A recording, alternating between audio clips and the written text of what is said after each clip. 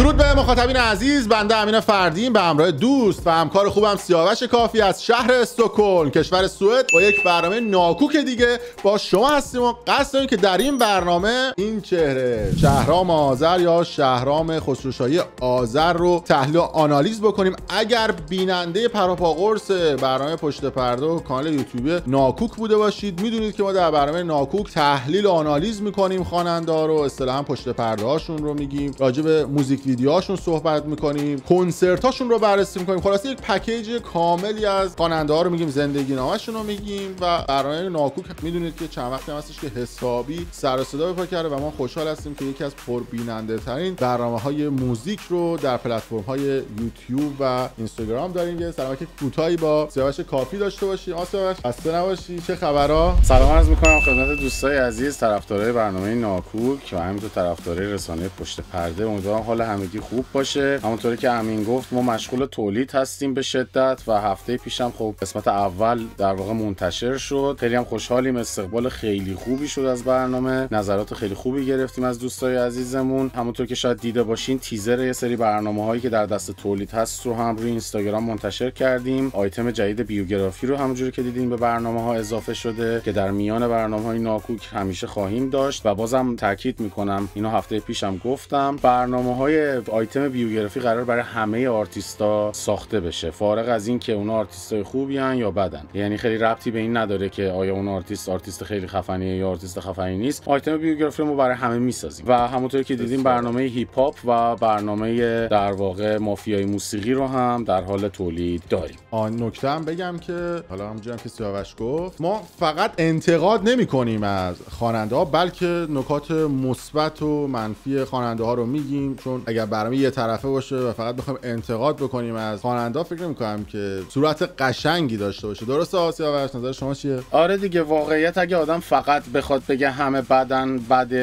بده دیگه خب اتفاق خاصی نمیفته. هم نکات مثبت رو باید آدم بگه، هم نکات منفی رو. این شاید خودش به نوعی آدم اگر به هر حال اثر هنری یه نفری رو تشویق کنه و نکات مثبتش رو ببینه، به بهبود اون آرتیست هم طبیعتا کمک میکنه. بسیار عالی. خب یک مقدمه تقریبا طولانی داشتیم، هرچند بازم میگم که یه مقداری برنامه ناکوک تازه داره جا میفته، چون یه وقفه یکی دو ساله داشتیم در فصل قبلی برنامه ناکوک و فصل جدید برنامه ناکوک. حالا یه مقداری نکات رو تکرار میکنیم، میگیم که قراره چیکار بکنیم، قراره چه اتفاقاتی بیفته، اما یه مقداری برنامه بیفته رو غلطک، این قراره ها رو هم کمتر میگیم. خب شروع بکنیم آقای کافی عزیز در خصوص قسمت دوم و در خصوص شهرام آذر. این نکته هم بگم که سیاوش کافی متخصص صدا هستن، آهنگساز هستن و یک کوچولو هم حالا تهیه کنندگی میکنن و کار موزیک ویدیو هم انجام میدن. خلاص یک آچار فرانسه‌ایه برای خودش. کافی آقای فردین.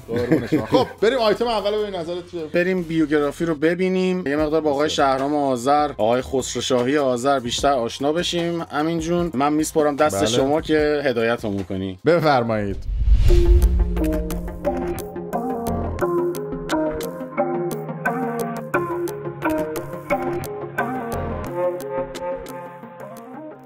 با آیتم بیوگرافی خیلی خوش اومدین. تو این قسمت با آقای شهرام خسروشاهی آذر با اسم هنری سندی میپردازیم. متولد 1336 از پدری ترک و مادری کرد در شهر آبادان هست. فرزند دوم خانواده است. علاقش به موسیقی از سن 6 سالگی شروع میشه و تو خاطراتش گفته اولین بار روی استیج تو همون سن 6 سالگی توی اجرا توی مدرسه شروع به گریه کردن میکنه و همون میشه انگیزه برای دنبال کردن موسیقی. تو دوران دبیرستان شروع به یادگیری ساز و موسیقی به صورت علمی و جدی میکنه و تو همون دوران با تشکیل یک گروه موسیقی راهی تهران میشه. سال 1355 و تو سن 19 سالگی برای خانم بتی آهنگ هله داندان رو میسازه که اولین تجربه کاری موفقش به حساب میاد و باعث میشه بین جامعه موزیسین‌های ایرانی بیشتر شناخته شه و بعد از اون هم با هنرمندایی مثل شاهرخ، نوش‌آفرین و داریوش شروع به همکاری میکنه. سال 57 و بعد از بسته شدن کلاب‌ها در تهران دوباره راهی آبادان میشه و تو سالهای اولیه جنگ ایران و عراق ساکن اندیمشک بوده.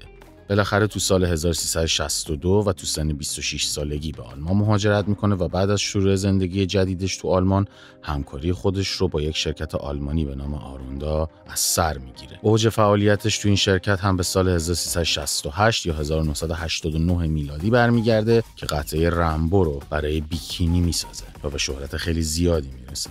شهرام آذر گروه سندی رو تو سال 1987 یا 1366 در شهر فرانکفورت آلمان با همراهی دوستان نزدیکش بهزاد پیشرو، رضا سمیری و احمد عبداللهی تأسیس میکنه. سال 1995 یا 1373 تصمیم به مهاجرت دوباره میگیره و آلمان رو به مقصد امریکا ترک میکنه و تا به امروز هم ساکن شهر لس آنجلس در ایالت کالیفرنیای امریکا هستش. و همراه گروه سندی آلبوم‌های بگو دوستم داری 1371، دختر حاجی الماس 1372، دینگ دینگ 1373، کبرا 1375، خواننده تاپ 1376، رقص جوونا 1378، تق 1383، سبک سنگین 1385، ایستگاه 7 1393، 1400 آلبوم 22 و جمعاً 20 تک ترک رو منتشر کرد. از همکاری‌های مهم دیگه شهرام آذر با خواننده‌های شناخته شده ایرانی میتونیم به ابی، شهرام شب‌پره، کامران هومن،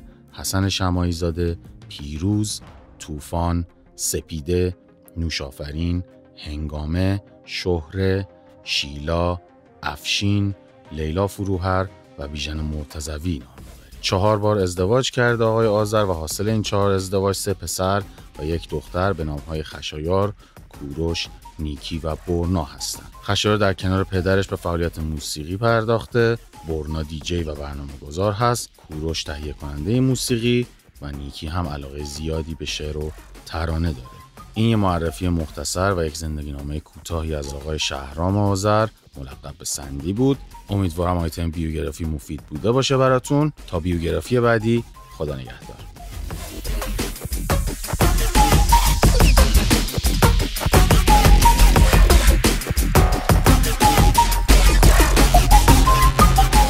بله، تشکر میکنم از سیاوش کافی عزیز بابت ساخت همچین آیتمی. خودش هم قبلا گفته که اگر ما بیوگرافی برای هر خواننده میذاریم دلیل بر این نمیشه که اون خواننده نابود باشه یا مثلا فالش بخونه یا نه. کلا راجع به همه خواننده ها ما این بیوگرافی ها رو انجام خواهیم داد. اما در خصوص شهرام خسروشاهی آذر یا همون سندی اگر موافق باشی یه مقداری من پشت پرده بگم بعد شروع بکنیم برنامه رو. فکر کنم که جالب باشه چون بیننده ها انتظار دارن وقتی که برنامه پخش میشه آقا راجع پشت پرده هم بگو دیگه. تو رو خدا بفرمایید. شهرام خسروشاهی آذر یا همون سندی که البته تا قبل از مسابقه استیج که به عنوان داور انتخاب می‌خواست بشه بهش میگفتن سندی. بعد از اون مسابقه استیج که از شبکه من و تو پخش شد دیگه گفتن شهرام آذر، شهرام آذر معروف شد به شهرام آذر که البته جلوتر هم یه تیکایش رو پخش خواهیم کرد. این شهرام آذر اگه دقت هم کرده باشید چند تا آهنگ تو همون دوران شروع موسیقیش پس از حضورش در کشور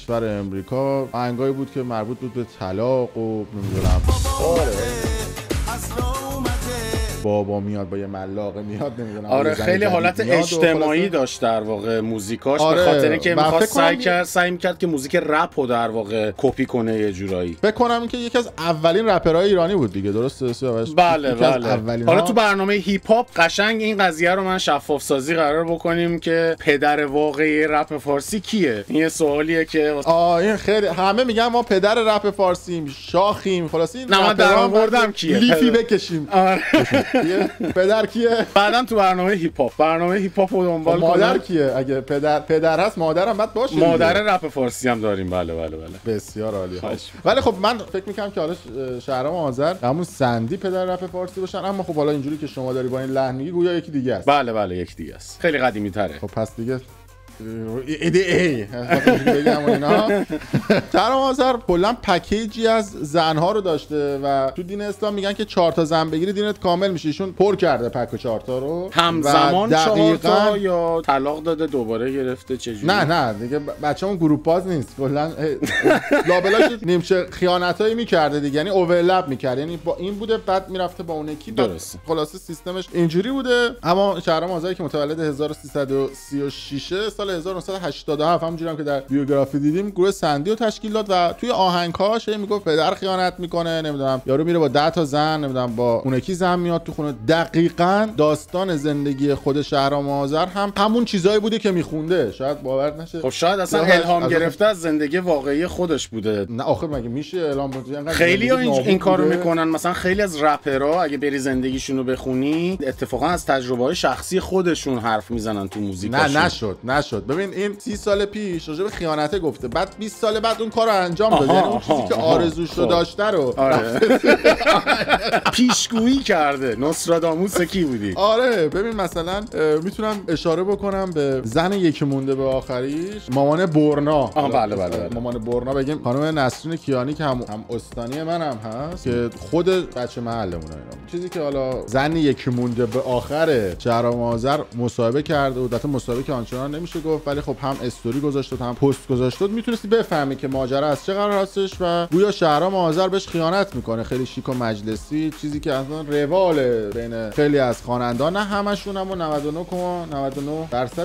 روال. نمیدونم چرا این اتفاق هم میفته، شاید بعضن بعضیاشون این معروفیت و مشهوریت باعث میشه که ظرفیتشون نداشته باشن، یا بعضی دیگه‌شون هم بعد بهشون حق بدیم. یعنی همسرشون یه سری سنگ اندازی‌ها میکنه، یه سری کارا انجام میده که عملاً میگه آقا تو داری جلوی پیشرفت من میگیره. خلاصه از این حرکتایی که بخوام برن زن رو بپیچونن برن با یکی دیگه، نه بعد اصلا اصولا شهرت هم فکر میکنم امین یه مقدار خودش مزیده بر علت میشه همیشه. یعنی اینکه به قول یارو آپشناشون شاید زیاد میشه و وسوسه میشن که این اتفاق میفته معمولا براشون. شاید من فکر میکنم چون استیج رو تجربه میکنن، در اضافه بهشون پیام میدن. البته خب اینا قدیما که اینستاگرام این چیزا نبوده که بخواین حضوری پیام میدادن، در اضافه اون ایموجی ماچ و قلب و بغل اینا رو حضوری ارسال میکردن برای افراد. اما حالا میخوام اشاره بکنیم به همسر یکی مونده به آخر شهرام آذر، مامان برنا. حالا چرا گفتم برنا؟ جالب بدونی که برنا کار موسیقی انجام میده، هم کار فوتبالی، منیجر و مدیر برنامه مهدی طارمی هم بوده.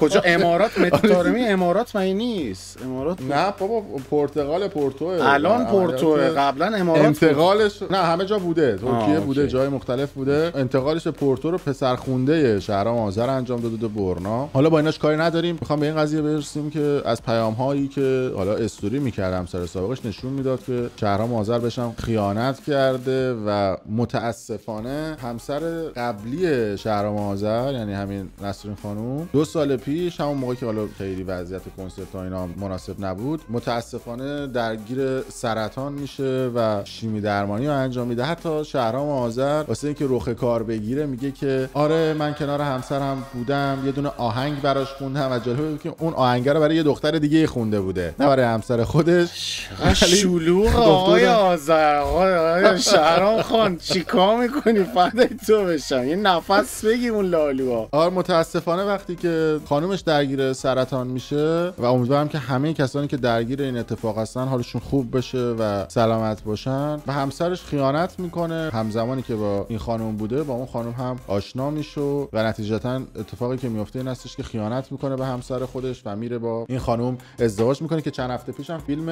عقدش وایرال شد در آذر. تازه ازدواج کردن یعنی با هم؟ آره داغ یعنی الان فکر کنم 30-40 روز نیست. حالا شاید خیلی‌ها ندونن شهرام آذر تا سال 2014 پاسپورت امریکایی نداشته، با ویزا توی امریکا بوده سال 2014، یعنی تقریبا 2 سال قبل از مسابقه استیج. به محض اینکه با این خانم سومش ازدواج میکنه کارای پاسپورتش انجام میده، ایشون براشون میگیرن. دقیقاً حرکت چترخونه ای که به این صورت در واقع یه چتر ریزی انجام میده. و جالب بدونه که توی مسابقه استیج بازم میگم جلوتر میتونیم داشته باشیم یه تیکایی از صحبتایشون رو تو مسابقه استیج. فکر کنم یه دستمزدی هول و هوش 40,000 پوند دستمزد ایشون بوده برای داوری توی این مسابقه. برای کل مسابقه زیادی نبوده، چون به حال شهرام آذر کنسرت هم زیاد نمیرفت اون موقع ها دیگه. به حال خودش میگفتش که نمیدونم زنای قبلی منو بدبخت کردن، در صورتی که تخصصش تو این اتفاقات بوده و میره با این خانم ازدواج میکنه. خانم جدیده که بیا این خانم هم میگه که من نمیدونم برزیلی ام، از این صحبت. حالا باش کاری نداره، میگه ان شاءالله خوشبخت باشه. اما اینکه حالا شما بیا خیانت بکنی، خانومت که درگیر سرطان میشه رو بخوای ولش بکنی و بری با یه شخص دیگه، البته شوگر هم میزنه سیاوشا، یعنی ببینید تصاویر ازدواجش یه پا شوگریه برای خودش، ولی خب به هر حال حالا انتخابی بوده که انجام داده بوده. میتونیم شروع بکنیم از زمانایی که توی، اگه اجازه بدی همینجون بریم آیتم آنالیز که در واقع ویدیوها رو نگاه میکنیم و یه بررسی. فقط یه توضیحی من بدم. آقای شهرام آذر چون خیلی فعالیتی نداشتن توی شاید مثلا 10 سال گذشته و اینا، ویدیوهایی که ازشون هست اغلب ویدیوهای قدیمیه. اینا چیزاییه که در واقع از گذشته بوده، ما هر چی تونستیم از ایشون جمع‌آوری کردیم که یه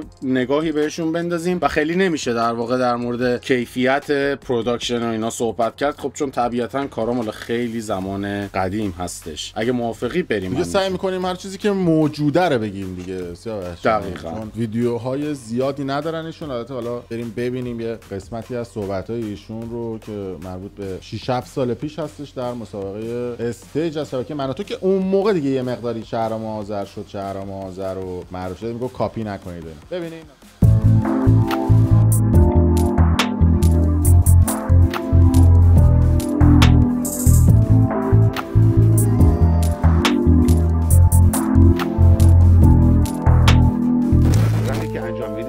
قدیمیه. الان رپ اینجوری نیست عزیزم. میگم خیلی قدیمی رپ میکنه. آره منظورش اینه که اولد اسکول رپ میکنه دیگه. اولد اسکول یعنی مدرسه قدیمی رپ. دهه 80 یعنی همون اوایل در واقع شروع سبک موزیک رپ و هیپ هاپ، خیلی روی ضرب سر ضرب این کلمه ها رو ادا میکردن وقتی میخواستن فلوشون رو اجرا کنن. این فلوه به خاطر همین معروف به اولد اسکول یعنی قدیمیه، در واقع مال مدرسه قدیمه. مدل های جدیدتر یه مقدار تفاوتشون توی اون پرش از روی کلمات یا ترکیب قافیه ها، چند قافیه ساختن، یعنی ایناست که یه ذره رپ مدرن رو در واقع متمایز میکنه از اون رپ دهه 80. اون فرق کرده. شما اگر گوش کنید به رپ مدرن، اول با ریتم شروع میکنن، بعد از ریتم خارج میشن، دوباره سر ریتم میان. از ریتم خارج شد یا نه منظورش این نیست که از ریتم خارج میشه، ولی اصطلاحاً بعضی موقع بله توی موزیک اتفاق میفته که شما به خاطر زیبایی شاید مجبور بشی از ریتم هم خارج بشی. همیشه قرار نیست همه چی سر ضرب و تایت باشه. مثلا یه مثال خیلی سادهش اون حالت آوازی تو موزیک ایرانیه که خیلی رها، یعنی خیلی ریتمو نگه نمیداره و فقط صرفاً حرکت ملودیک داره. حالا اونو من مثال زدم که منظور آن ریتم بودن و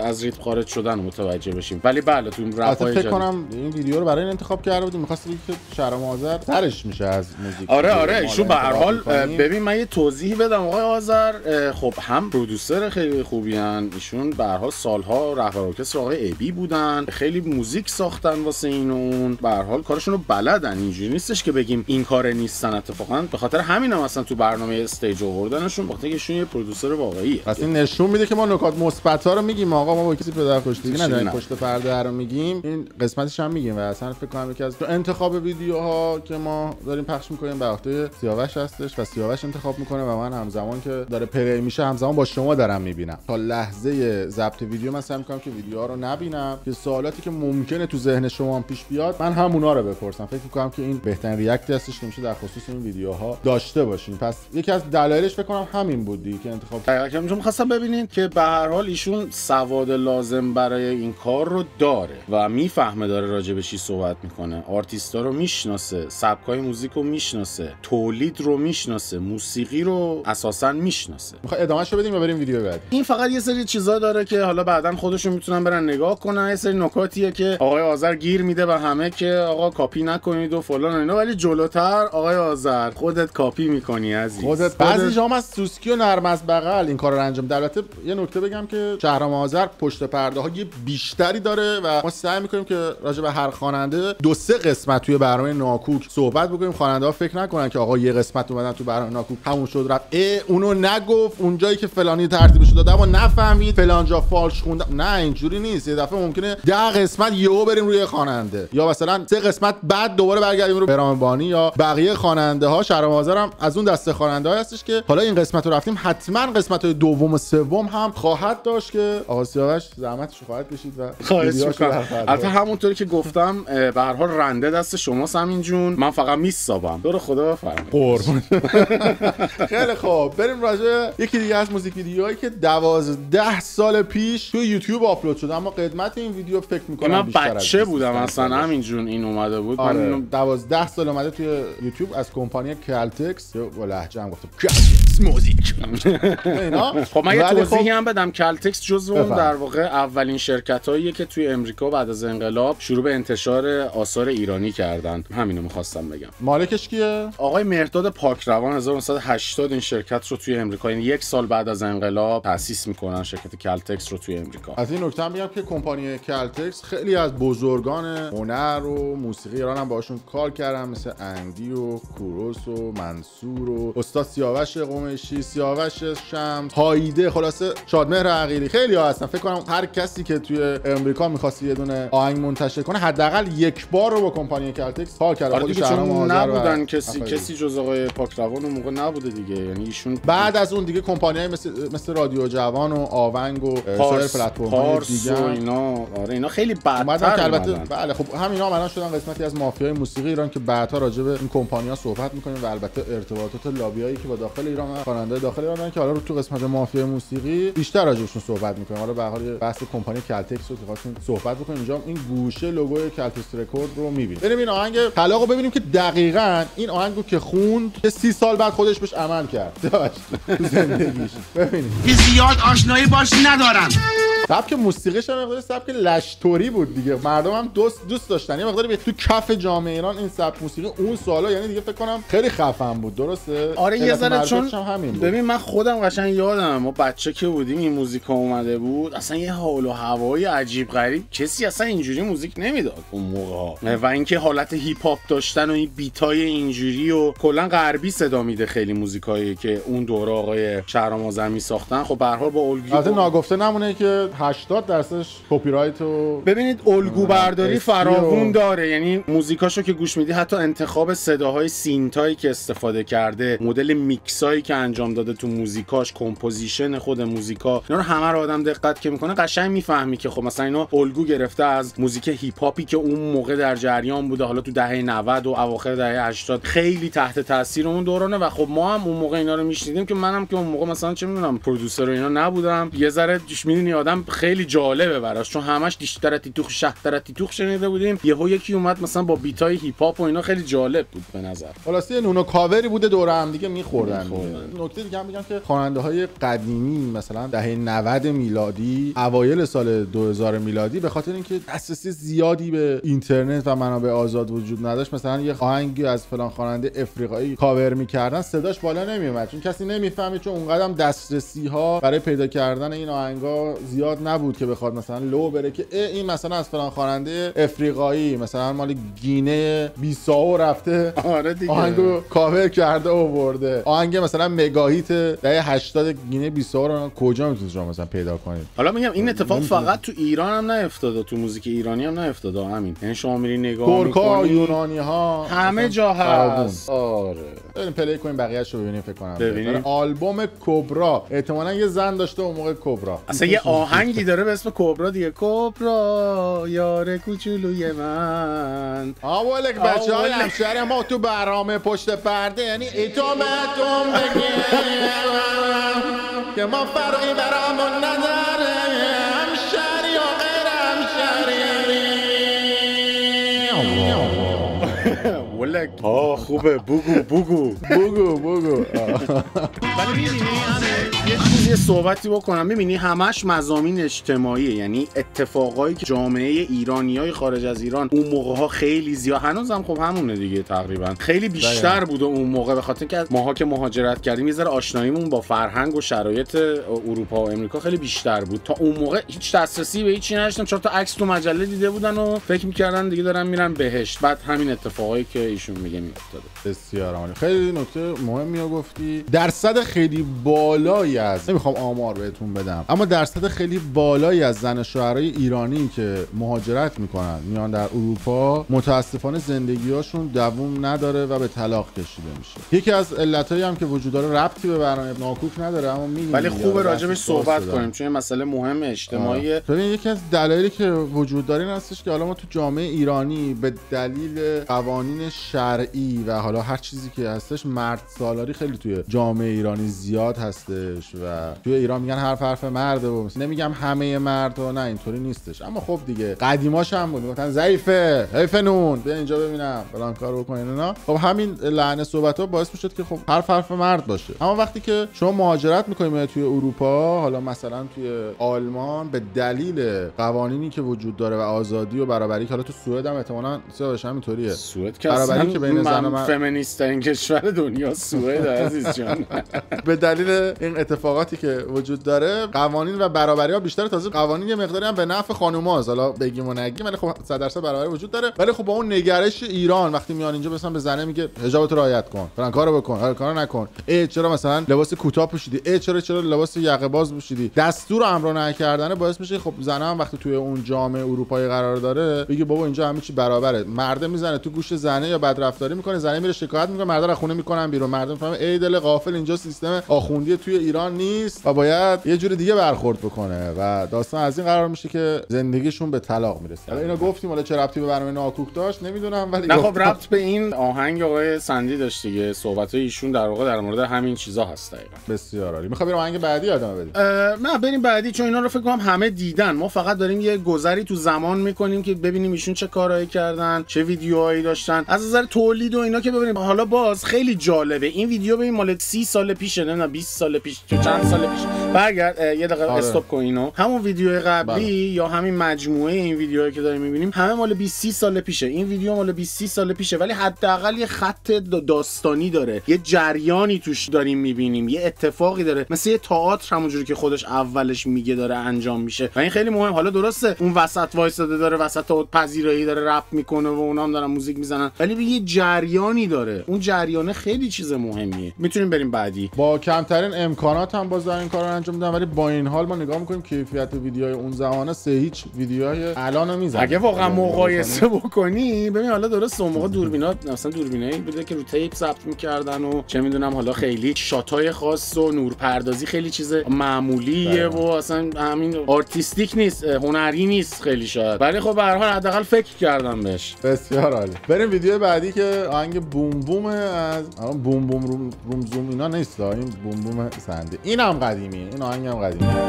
قشنگ اگه برای شما بذارم آهنگ ایس آف بیسه، قشنگ اون بیت اولش، صدای اون سینتا، اینا همه کپی ایس آف بیسه. اون کاوری بوده زده دیگه. آره اینم که میبینید مثلا به هر حال ویدیوی توی استودیوی تنین فکر میکنم که خیلی هم مرسوم بود اون 2750 تا خواننده تو همین استودیو ویدیو ضبط همه تو این استودیوهای تنین ویدیو دارن. یعنی اگر شما یه نفر از آرتیستای ایرانی رو به من نشون دادی که قدیمی‌ها که توی استودیوهای تنین ویدیو نداشتن، من جایزه میدم. همه دارن، یعنی از نمیدونم مار سفید گرفته تا بقیه. مار سفید کیه؟ میتونیم ویدیوشو بذاریم ببینیم بنده خدا رو. حالا بسر سرم را باردون، بسر سرم را باردون. هم جالب سیمیم هم ندارن، سیما فیشا تو گلدون اصلا فیشی در کار نیست که تو آکواریوم یا گلدون باشه، اصلا هیچی به این وصل نیست. فدای تو بشم، قدرت خدا.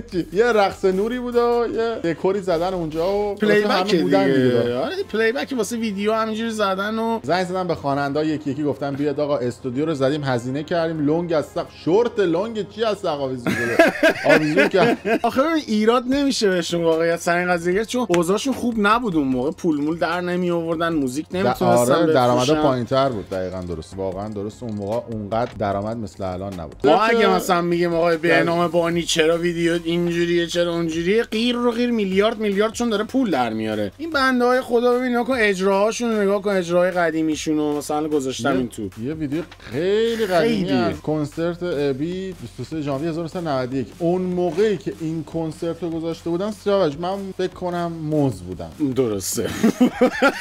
دقیقاً اگه بخوام حساب بکنم اون موقع بابای من کار اداری منو داشت انجام میداد، چون من متولد برج 9991 هم 8 ماه هم به دنیا اومدم تقریبا. یعنی همون موقعی که این کنسرت برگزار شده ما بابامون داشت. اصلا اون موقع من از مدرسه هم نمیرفتم اون موقعی که اینا اجرا رو گذاشتن. حالا با احترام به این افرادی که حالا اینا هم بعد بگیم دیگه، به هر حال وقتی این طرف کنسرت میذاره به دنیا نیومده، احترام واجبه، ولی خب دیگه همونجوری که گفتیم هم بدشو میگیم هم خوبشو میگیم، اصلا هم تعارف و پارتی بازی در کار نیست. پلی کنیم ببین داستان. فقط تو این اجرا آقای شهرام آذر رهبر ارکستر آقای ابیه. آقای ابی خودش اون موقع سوئد زندگی میکرد، یعنی هنوز نرفته بود فکر می‌کنم امریکا، اصلا با خانومش معشوق اسپانیا فکر کنم. تو اسپانیا تو ماربیا چیز دارن، باغ پستمسته داره آقای ابی. با خانومش اصلا تو سوئد آشنا میشه و فکر می‌کنم که اون موقع هم شهرام آذر آلمان بوده اگه اشتباه نکنم. اگه اشتباه نکنم ابی توی یه دونه بار با خانومش آشنا میشه، خانومش توی بار کار میکرده و ابی میره اونجا توی اون بار. یه رستوران ایرانی بوده اون موقع‌ها، اونجا با هم آشنا میشن که آقای ابی اونجا میخونده، مهشید مثل که اونجا با هم میبینن همدیگر، اونجا با هم آشنا میشن. ولی حالا خوبیش میدونی چیه؟ که تمام این اجرا لایوه، همه چی لایوه، نه اتوتیونی اون موقع در کاره، نه ملوداینی در کاره، نه کسی ادیتی میتونسته بکنه اجرا رو، نه صدا رو بعدا میتونسته نشده بوده. میبینی که با یه دوربین پیزوری ضبط شده کلا اصلا قضیه. این سری آهنگا رو آقای شهرامخوار گل و بلبل سنبل. یه نکته هم بگم سیاوش، من یکی از دوستانم که ارتباط خوبی هم با ابی داره، 1 ماه پیش از ابی پرسیده بود که به حال شما خیلی سنت رفته بالا و تو بعضی از کنسرت‌ها پلی بک میخونی، فالش میخونی، به حال حتی اوجاشو من میدونم که مجبوره به حال از پلی بک استفاده بکنه. ازش پرسیده بود که چرا خوانندگی رو نمیذاری کنار؟ سالیان سال داره میگی تور آخرم، سالیان سال داره میگی کنسرت آخرم، و چرا این قضیه رو ادامه میدی؟ یه جمله‌ای گفت که من با تمام پوست و استخونم حق میدم به ابی. یعنی وقتی که این جمله رو شنیدم، من به نظر خودم هیچ وقت دیگه من تو برنامه ناکوک، من به شخصه نسبت به اینکه ایشون چرا نمیداره میخونه انتقاد نمیکنم. گفته بود که من با خوانندگی زنده‌ام، عاشق خوندنم و اگر یک روز نتونم بخونم، اون روز فکر میکنم روز مرگمه. به نظر من کسی که همه زندگیشو 60-70 سال توی زندگیشو خوانندگی کرده، یه مقداری باید بهش حق داد دیگه. ایشون تقریبا تا سن فکر میکنم 40 سالگی داشت دست و پا میزد و تلاش میکرد که یه خواننده مطرح بشه. یعنی یه مقدار دیر معروف شد، چون انقلاب شد. ایشون تا داشت معروف میشد یهو انقلاب شد. خواننده خیلی جوونی بوده، 1-2 تا کارش مثلا تازه تو رادیو تلویزیون ایران اون موقع پخش میشه، تا میاد یه تکونی بخوره زندگیشو، به هر حال یه ذره چه میدونم خواننده مطرحی بشه، ایران انقلاب میشه و مهاجرت باید میکرده، میاد. خب دیگه برام هم تو مهاجرت کردی، همین هم من سختی‌های خودشو داره و دلیلش من فکر می‌کنم همین است. این ویدیوش حالا به نظر من جالبه، یه تیکاش. آره یه تیکاشو ببینیم که آفرین. باز اون موقع می‌بینی همین در مقایسه به هر حال جوان‌تر بوده و خیلی صدای پرطنینی داشته اون موقع. فالشی و اینا داره، بازم دلیل بر این نمیشه که فالش نمیگه، جای در میره.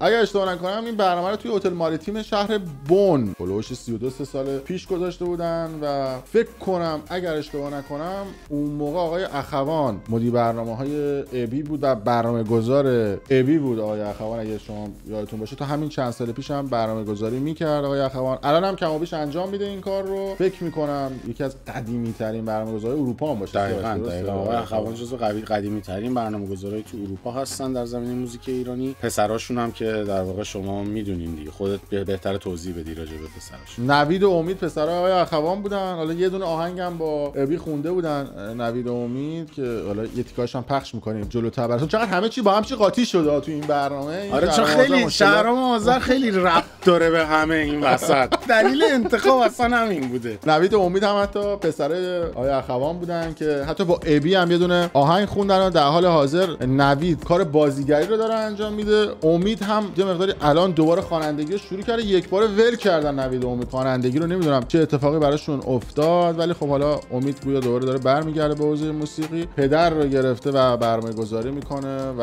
همین کنسرت‌های ابی رو توی شهرهای بزرگی مثل فرانکفورت، دوسلدورف و کل پسر آقای اخوان امید اخوان برگزار میکنه. رفیق ما هم هست، خواستم بگم رفیق صمیمی فرشید پسر ابی هم هست که تو عروسیش هم بود و من زده بودم یه برنامه، یاد باشه ما تو برنامه ناکوک ابی رو زده بودیم حسابی مثل سالاد شیرازی. از اون طرف امید میگه بابا چیکار داری میکنی، ما با هر خواننده رفیقم تو میری میزنیش، ولی بنده خدا هیچ دخالت تو کار ما نمیره، رفاقتمون به جا، کارامون هم جدا. خب بریم توی برنامه استیج. و حالا چرا این ویدیو رو انتخاب کردی من نمیدونم. نه میخواستم که ببینید که در واقع ایشون نظرهایی که میده چه جوری نظر میده راجع به این و اون. چون ببین مسئله اینه همینجون آقای سندی 2 تا دونه اجرای لایو ما ازشون بیشتر نتونستیم پیدا کنیم. یه دونه اجرا جدیدن فکر کنم 2 سال پیش اینا کاباره تهران و لس آنجلس داشتن، چند تا اجرای قدیمی ازشون هست. یعنی به هر حال همونطوری که میبینید خیلی شخصیت مهمی ان تو موزیک، خیلی ها بهشون وصلن. همه جا رپ. خب به هر حال سندی هم کلاب خون بوده، یعنی همه همه تو کاباره تهران لس آنجلس تقریبا یه بار خوندن. یعنی از آقای معین و عارف و داریوش و همه اونجا خوندن دیگه یه بار. ببینیم چی میگه. خوندنیه یه لحظه پازش میکنی بی زحمت. من قبل از اینکه آقای شهرام آذر حرف بزنن اول بگم ایرادات این دوستمون چیه. گیتار کوک نیست، ویبراسیونا همه بز تو گلوه، نوتا نمیشینه. جدی دارم میگم، اینا اصطلاح بهش میگم بز تو گلو، درست نمیشینه روی نوتا و چیز نمیکنه. حالا ببینید آقای شهرام آذر چی میگن راجعش. شهرام جون من باید رأی منفی بدم. مرسی. من قربانش ما بده. ایشون نه توضیح داد که آقا چرا این رأی منفی رو میدم، نگفت اصلا ایراد کارت کجاست. من فقط رأی منفی میدم. مثل این مونه که الان من و شما داریم ویدیو آنالیز میکنیم، من میگم این خیلی بده همینجون، ببخشید. موزیک بعدی که از کمپانی آونگ منتشر شده، آهنگ سندی یا همون شهرام آذر با پسرش خشایار آذر که از زن اولش خشایار فکر کنم از همسر اولشونه. یه خشایار رو داره، یه کوروش و نیکی رو داشته، یه دونه برنا رو داشته به عنوان بچه نادر. خودش پکیجش هم توی بچهای تنی و ناتنی زیاد بوده. اما جالبه بدونی که شهرام آذر به بچه خودش هم حسادت میکرده. یعنی من چیزایی که شنیده بودم این بود که مثلا کنسرت که میرفتن یا جای مختلفی که میرفتن، مردم به پسرشون خشایار بیشتر توجه میکردن. این قضیه باعث میشد که لج شهرام آذر در بیاد. اونایی که نزدیک شهرام آذر بودن و برنامه زیادی رو با شهرام آذر رفتن میتونن این قضیه رو تایید بکنن که باورتون نمیشه. یعنی ایشون یه همچین کاراکتر و شخصیتی رو داشته که به خشایار هم حسادت میکرده و فکر میکنم الان درس وکالت داره میخونه. خشایار یه مدتی رو درگیر مشروبات الکلی هم بود، البته نه زیاد، ولی خب همچین چیزایی شایعه شده بود. من نمیتونم تاییدش بکنم، اما الان گویا وکیل شده و واسه خودش هم یه بروبیایی داره. خشایار چون یه مدت اومد به هر حال وارد دنیای موزیک هم شد، ولی خب خیلی موفق نبود. حسادت شهرام آذر هم بوده من شنیدم. اونم ممکنه باشه، چون واقعا اینجوری که بوش میاد هیچی از استاد شهرام آذر بعید نیست. ببینیم چی خونده بوده.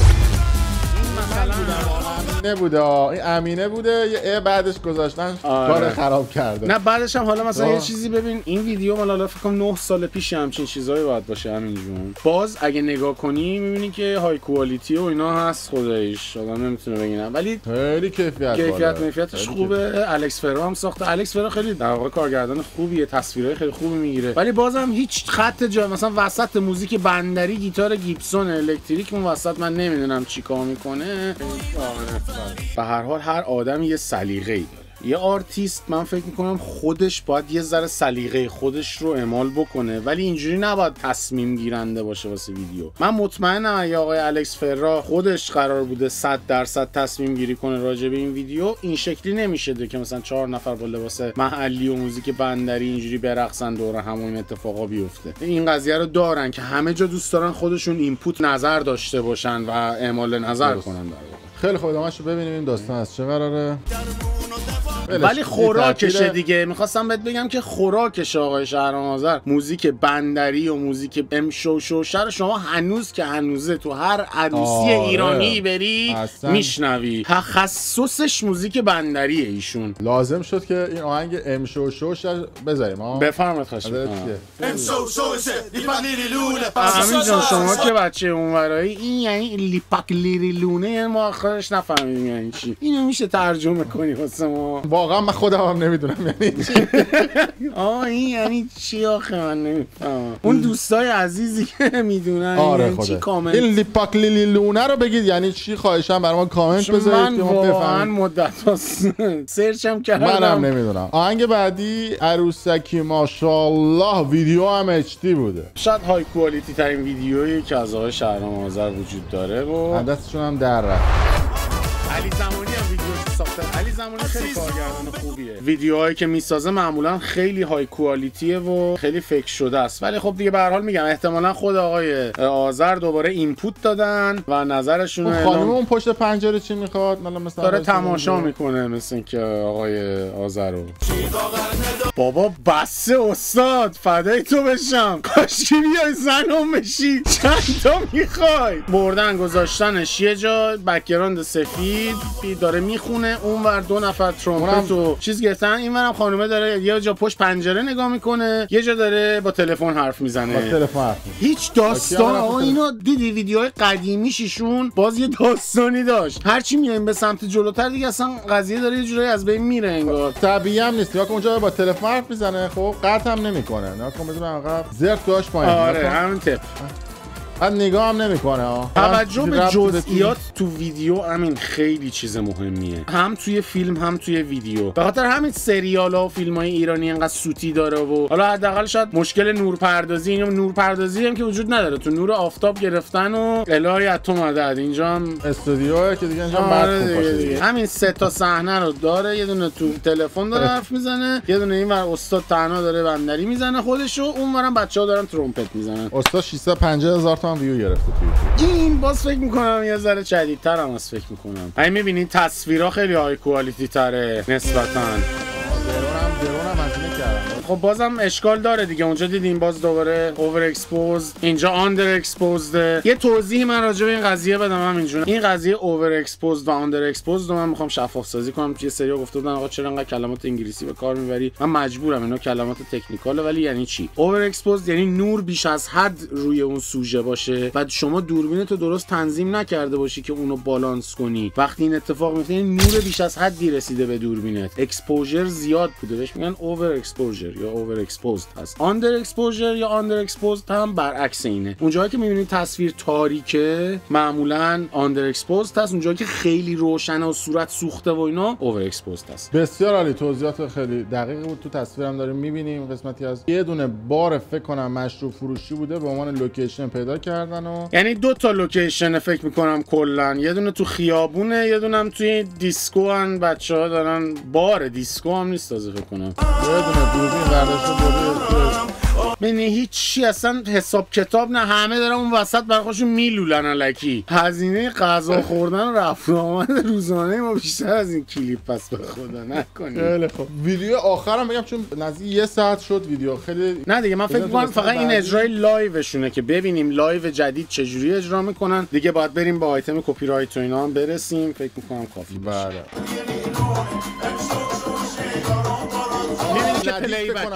ندید گفتم پلی بک. ولی هنوز که هنوز میبینی شما امشو شوشه لیپاک لیری لونه رو ول میکنی هر جا، همه شیلنگ تخته میندازن. اینجا هم کابار تهران لس آنجلسه. اون دوستایی که نمیدونن این اجرای ایشون بوده، فکر میکنم 2 سال پیش اونجا اجرا داشتن. بله اینم قسمتی از پشت پرده‌های شهرام آذر یا سندی بود به همراه تحلیل و آنالیز کردن موسیقیش. بریم یه آیتمی هست در خصوص کپی رایت که آیتم پرطرفدارم هستش، ببینیم که کدوم قسمت از آهنگ‌ها رو آقای شهرام آذر به اصطلاح کدوم آهنگاشون رو کاور کرده و کلکسیونی از اینا رو داره. درسته؟ بله خیلی هم تشکر میکنیم از محمد دوست عزیزمون، گرداننده پیج کپی پیست، که ما این مطالب رو از پیج ایشون برمی‌داریم و موظف هستیم که از ایشون تشکر کنیم. مرسی از محبتشون و مرسی که در اختیار ما میذارن این مطالب. بریم این آیتم رو ببینیم.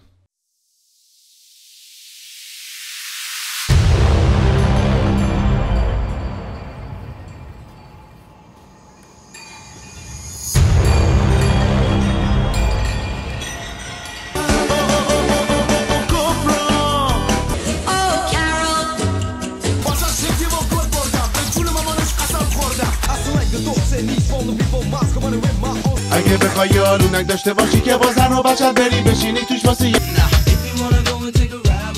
امشو شوش جلي فكلي ريلونه شوف شلون تمشي الحلوة مزيونة دیدی آخر اومدم سراغه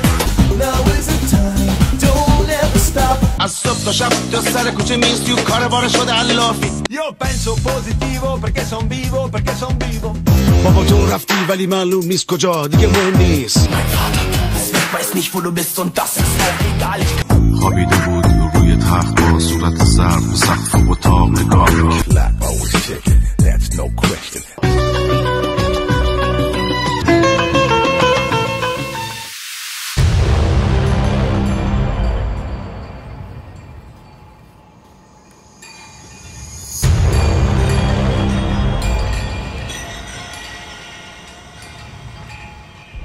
بله اینم آیتم کپی رایت بود و اینم یه قسمت دیگه از ناکوک بود. صحبت پایانی اگر سیاوش جان داری بگو که بریم روی پایان صحبت. خواهش میکنم. ممنون از همه دوباره که به هر حال تماشا کردن برنامه رو. امیدواریم که دوست داشته باشین. لطفا کانال رو سابسکرایب کنید، لایک کنید، کامنت بذارید برای ما. ما همه نظرات رو میخونیم، جواب میدیم به کامنت ها معمولا تا اونجا که میتونیم. حالا امکانش نیست به همه جواب بدیم ولی تا اونجا که امکانش هست جواب میدیم به کامنت ها. خیلی هم ممنون که ما رو دنبال میکنید. کانال پشت پرده رو حتما سابسکرایب کنید. ممنون از محبت همگی. من دیگه صحبتی ندارم همین جون. این نکته هم بگم که برای ناکوک توی یه قسمت به یه خواننده نمیپردازیم. بازم تکرار میکنم ممکنه که چند قسمت راجع به یک خواننده یا یک موضوع خاص مثل بحث هیپ هاپ، رپرها، مافیای موسیقی صحبت خواهیم کرد. یه تشکر هم میکنم از عرفان دوست خوبمون که اونم به ما کمک میکنه توی ادیت برنامه‌ها. بله عرفان جان عزیز، مرسی از محبتش.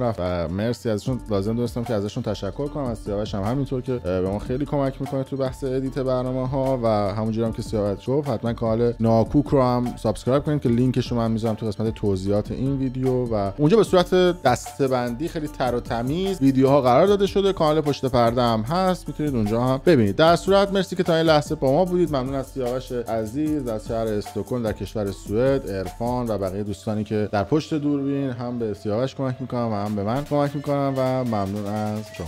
شب و روزتون خوش.